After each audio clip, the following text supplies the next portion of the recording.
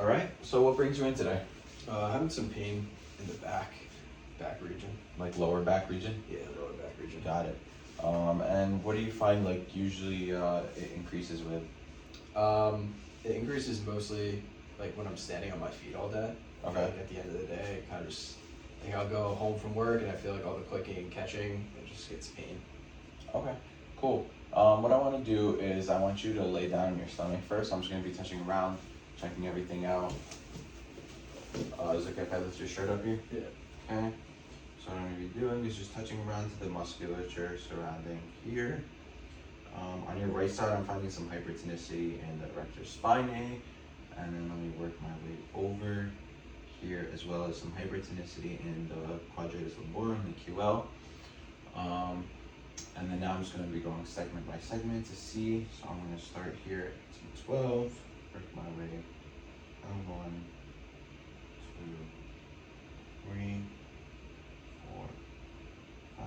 So it appears that around like the L4, L5 segment, I'm finding the SPs to be a little more closer together, which might mean that they are stuck in extension. And then do you have any pain when I palpate here? Yeah. A little pain. So a little tender palpation at the SP due at the possible supraspinatus. And then anything here? Yeah, I feel it there. A little bit there too as well at the iliolumbar ligament. What I want you to do now is I want you to stand up. I'm going to be performing my H&I test to just understand some of your range of motion, how you're moving. So what I want you to do is reach forward towards your toes first. How does that feel? A little bit of pain. Okay, now reach forward. Now side bend to your right. Any pain there? Yeah, a little bit. All right, now come up. Now reach forward, and now go to your left. Pain there? Not as much. Any pain there? Good, Yeah. go again one more time. Any pain there? Yeah. Good, so a little bit on that right side. I'm suspecting maybe something with the right facet not opening up properly. So now what I want you to do again is reach, what I want you to do is side bend to your left, and now reach forward. Okay, pain there? Yeah. All right, some range of motion discrepancy there. Now go to the right, and now reach forward. Good. So I'm getting any pain there? No, not really. So I'm getting a positive H&I there test with a range of motion discrepancy. So now what I'm going to do with that same forward reach, I'm going to go into my ortho differential. So what I'm going to be doing is get right on that L4, L5 segment. I'm going to be trying to apply a biomechanical correction. Good. Now you can reach forward. Good. Now come back up. Did that improve your pain? Same, better, or worse? About the same. All right. Now I'm going to go into a hug and lift for the lumbar spine. So what I want you to do here, now reach forward, hug and lift. I felt a little better. A little better. Now I'm going to go a little more robust external stage. Now go. Yeah. Same, better, or worse? That felt much better. That felt much better. So I'm finding a positive hug and lift for an external stage. So now I'm just going to go into some strength stress tests just to understand some of the ligament stability in there. So what I want you to do is take a seat first. What you're going to do is bring your arms up, and from here you're going to push into my chest, and I'm going to be applying anterior here. So I'm testing posterior translation here.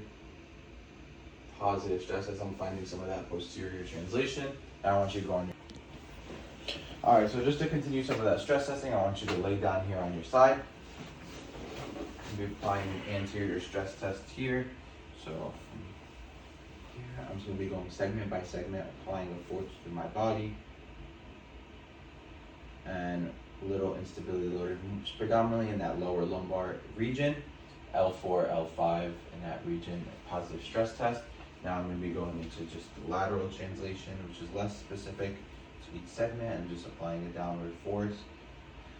Some lateral translation noted as well, positive stress test there, and as well as the rotation. So from here, straighten out that bottom leg, work on this rotation here, and rotation as well. We're finding some laxity in there, positive stress test.